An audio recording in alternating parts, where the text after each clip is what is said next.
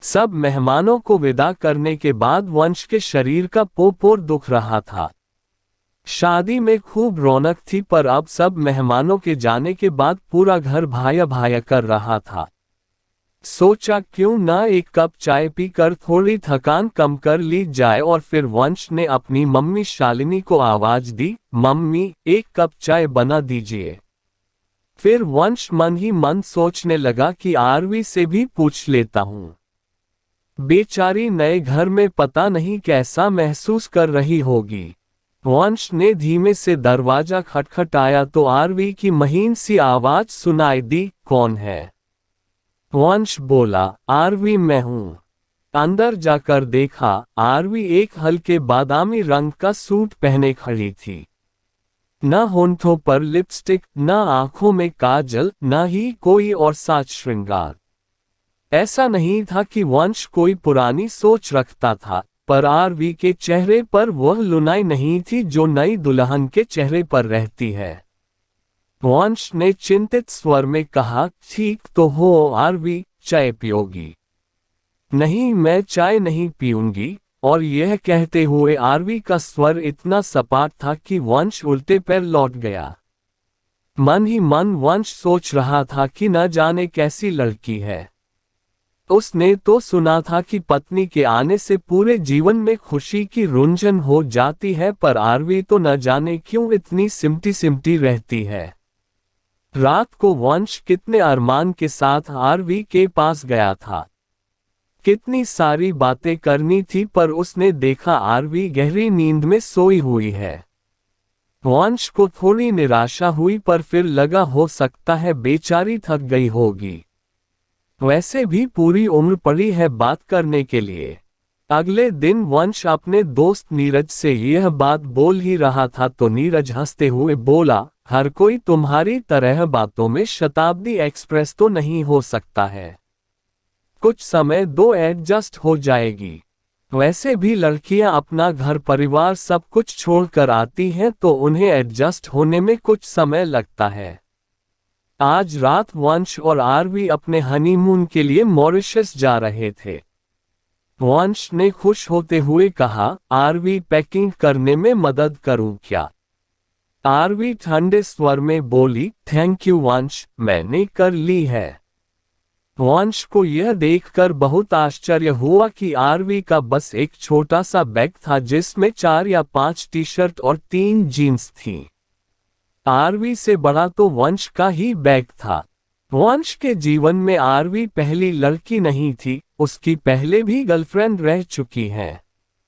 लड़कियों को तो कपड़ों, गहनों और मेकअप का कितना शौक होता है। पूरे रास्ते विमान यात्रा में भी आरवी के मुंह पर चुप्पी का ताला लगा हुआ था। वंश तो आरवी की सादगी पर पहले दिन से ही मोहित था। उसके होंठों पर छोटा सा काला तिल, थोड़ी सी उठी हुई छोटी सी नाक, हंसते हुए गालों पर पड़ते गड्ढे, उठे हुए चीकाबुंज और लहराते काले घुंघराले बाल। आरवी का रूखापन उसे समझ नहीं आ रहा था। मॉरिशस में होटल के कमरे में पहुंचकर आरवी ऐसे सहम गई जैसे वंश उसका पति नहीं कोई अजनबी हो। वंश ने सोचा शायद आरवी हनीमून में थोड़ी खुल जाए। रात को आरवी बाथरूम से नहाकर निकली तो बच्चों जैसा नाइट सूट पहनी थी। वंश का सर्वांग जल गया। वंश झंझला कर बोला, आरवी तुम्हें शादी का मतलब पता है या नहीं? आरवी कुछ न बोली, पर उसकी आंखों से टप टप आंसू गिरने लगे। वंश घबरा गया और बोला, आरवी मेरा वह मतलब नहीं था। सॉरी, मैं तुम्हारा दिल नहीं दुखाना चाहता था, पर तुम मुझसे इतनी दूर क्यों रहती हो? आरवी धीमे से बोली, वंश मुझे कुछ टाइम दे दो। आरवी मैं तैयार हूं, पर थोड़ा मुस्कुरा तो दो। हनीमून में भी दोस्ती करने की सारी कोशिश वंश ही करता रहा था, आरवी वहां होकर भी नहीं थी। वंश को समझ नहीं आ रहा था कि वह क्या करे, किससे बात करे। दोस्तों से बात करेगा तो वे उसका मजाक उड़ाएंगे कि वह अपनी बीवी को काबू में नहीं रख पाया है। आरवी का बर्फ जैसा ठंडा व्यवहार वंश को अंदर तक जला देता था। वंश जैसे ही रात में आरवी के करीब जाने की कोशिश करता, आरवी की घी बंध जाती। वंश को ऐसा महसूस होता जैसे वह कोई बलात्कारी हो। वंश का मन सिहर उठता और वह आरवी को परे धकेल देता। कभी वंश को लगता कि आरवी के मम्मी पापा से बात करे या उसकी सहेलियों से कि क्या आरवी को कोई समस्या है। मॉरिशस से सीधे वंश और आरवी मुंबई चले गए, जहां वंश की नौकरी थी। अगले दिन वंश के ऑफिस जाने के बाद आरवी ने घर की कायापलट ही कर दी थी। वंश जब लौटा तो चकित रह गया। आरवी की चुप्पी तो नहीं टूटी थी, पर वह घर में वंश के साथ रच बस गई थी। एक दिन वंश आरवी से बोला, घर की याद आ रही है क्या? तुम शादी के बाद एक बार भी अपने घर नहीं गई हो। तुम्हारी पगफेरे की रस्म भी होटल में ही कर दी थी। आरवी ने कहा, नहीं वंश, मैं ठीक हूं। वंश को याद आया कि आरवी को उसने कभी अपने घर बात करते नहीं देखा और न ही वह और लड़कियों की तरह सारा दिन अपने मोबाइल में लगी रहती है। रात के 8 बज गए थे। वंश अभी तक दफ्तर से नहीं आया था और आरवी बेचैनी से वंश की प्रतीक्षा कर रही थी। जैसे ही वंश ने घंटी बजाए, आरवी दौड़ आई और बोली, कहाँ चले गए थे? वंश मुस्कुराते हुए बोला, आरवी कपड़े बदल लो, चलो आज डिनर करने बाहर चलते हैं। आरवी एक सादा सा कॉटन का सूट पहनने के लिए निकली थी कि तभी वंश बोला, रुको। फिर शिफॉन का मेहरून रंग का गाउन निकालकर आरवी को दे दिया और साथ में मोतियों का सेट। जब आरवी तैयार होकर आई तो वंश बोला, आरवी आज इतनी सुंदर लग रही हो कि आंखें नहीं ठहर रही हैं मेरी। आरवी शर्माते हुए बोली, वंश तुम कुछ भी बोलते रहते हो। वंश कार ड्राइव करते हुए सोच रहा था, शुक्र है कम से कम आरवी हंसी तो। डिनर करते हुए वंश ने आरवी से उसके शौक और दोस्तों के बारे में बातचीत करी, पर परिवार की बात करते ही आरवी चुप हो गई। वंश को इतना तो समझ आ गया था कि कोई बात तो है जो आरवी के परिवार से जुड़ी हुई है। 1 माह बीत गया था। आरवी बोलती तो अब भी कम ही थी, परंतु इस जीवन में रच बस गई थी। वंश की पसंद नापसंद को आरवी जान चुकी थी। खाने में क्या बनाना है जैसे छोटी सी बात को भी वह वंश से 10 बार पूछती थी। कोई भी फैसला आरवी अपने आप से लेने में सक्षम नहीं थी। काफी रूढ़िवादी होते हैं और आर्थिक रूप से भी रोशन का परिवार अधिक संपन्न नहीं है। पर मेरे ऊपर तो इश्क का जुनून सवार था। मैंने रोशन को जब सारी बात बताई तो उसने कहा, कुछ सोचने का समय दो।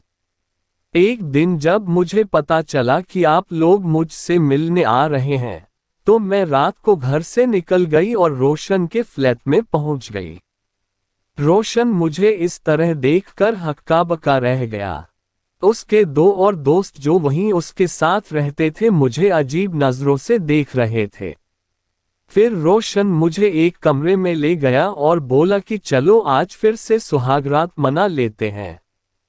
मैं घबरा गई और बोली कि रोशन प्लीज अभी नहीं। तुम कुछ भी करो पर मुझे अपना बना लो। मैं तुम्हारे अलावा किसी और के बारे में सोच भी नहीं सकती हूँ। इस पर रोशन हंसते हुए बोला कि जान वही तो करने की कोशिश कर रहा हूँ। मैंने जैसे ही रोशन को धक्का दिया तो वह तिलमिला उठा और बोला कि निकलो यहाँ से, मैंने कोई धर्मशाला नहीं खोल रखी है। जाकर पहले सेक्स एजुकेशन लो, फिर शादी वादी के बारे में सोचना। निहायत ठंडी हो तुम। पहली बार भी तुम एक लाश की तरह पड़ी रही थी। जब मैं रोशन के हाथों अपमानित होकर अपने घर पहुंची तो मम्मी ने मुझे आड़े हाथों लिया। भैया ने 3-4 थप्पड़ लगा दिए। पापा मुझे नफरत भरी नजरों से देख रहे थे। सब ने मुझे चरित्रहीन और गिरी हुई लड़की मान लिया। किसी ने मुझसे बात नहीं करी। मैं अंदर ही अंदर घुट रही थी। चाहती थी कोई तो मुझसे बात करे, मेरे साथ मेरे दर्द को बांटे। वंश, मेरी गलती बस इतनी थी कि मैंने रोशन पर भरोसा किया। पर कभी लगता है मैं बेवकूफ हूं। मुझे कोई फैसला लेना ही नहीं आता है। फिर लगता है शायद रोशन ठीक ही कहता है, मैं सेक्स के लायक नहीं हूं। आप लोग कब आए, कब मेरी शादी तय हुई? मुझे शायद कुछ भी याद नहीं। और फिर आरवी फूट फूट कर रोने लगी। उसकी हिचकियां बंद गई पर फिर भी वह आगे बोलती रही, मैं आपके काबिल नहीं हूं। मैं आज तक तुम्हारे साथ पति पत्नी का रिश्ता नहीं बना पाई हूं। शायद मैं कभी किसी पुरुष को खुश नहीं कर पाऊंगी। वंश सारी बातें सुनने के बाद बोला, आरवी, तुम्हारी कोई गलती नहीं है। तुम क्यों खुद को सजा दे रही हो? तुम्हें रोशन जैसे लड़के ने कुछ भी कहा और तुमने उसे सच मानकर स्वीकार कर लिया। नई जिंदगी को खुले दिल से स्वीकार करो। अगर मैं पसंद नहीं हूं तो मैं खुद तुम्हें इस रिश्ते से मुक्त करा दूंगा, अन्यथा खुद को इन पूर्वग्रहों से मुक्त करो। आरवी झिकते हुए बोली, वंश, क्या आप मुझे चरित्रहीन, गिरी हुई लड़की नहीं मानते हो? आरवी, उस हिसाब से मैं अधिक चरित्रहीन हूं, क्योंकि मेरी जिंदगी में भी तुमसे पहले 3 लड़कियां आई थीं। आरवी फिर सहमते हुए बोली, अगर मैं आपको पूरी उम्र पत्नी का सुख नहीं दे पाई तो? आरवी, मेरे लिए तुम्हारा प्यार और सम्मान शारीरिक नजदीकी से अधिक जरूरी है। फिर डॉक्टर्स किस मर्ज की दवा है? सबसे पहले अतीत के पन्ने को फाड़ दो। खुद को अतीत से मुक्त करके मुझे खुले दिल से अपना लो और इसका एक ही तरीका है रोशन और अपने परिवार के साथ साथ खुद को भी माफ कर दो। तुम्हारे परिवार ने जो भी किया वह सही है या गलत है मुझे नहीं पता है, पर उन्हें माफ कर दो और आगे बढ़ो। जब तक तुम खुद को अतीत से मुक्त नहीं करोगी, इस रिश्ते को अपना नहीं पाओगी। उस रात घर का कोना कोना खुशी से भरा था। आरवी लाल और हरी साड़ी में बहुत सुंदर लग रही थी। वंश आगे बढ़कर आरवी को गले लगाने ही वाला था कि कुछ सोचते हुए एकाएक रुक गया। आरवी ही चुपके से वंश के गले लग गई। तब वंश को ऐसा महसूस हुआ मानो आज वास्तव में आरवी अपने अतीत से मुक्त होकर उसकी बाहों में पिघल रही थी।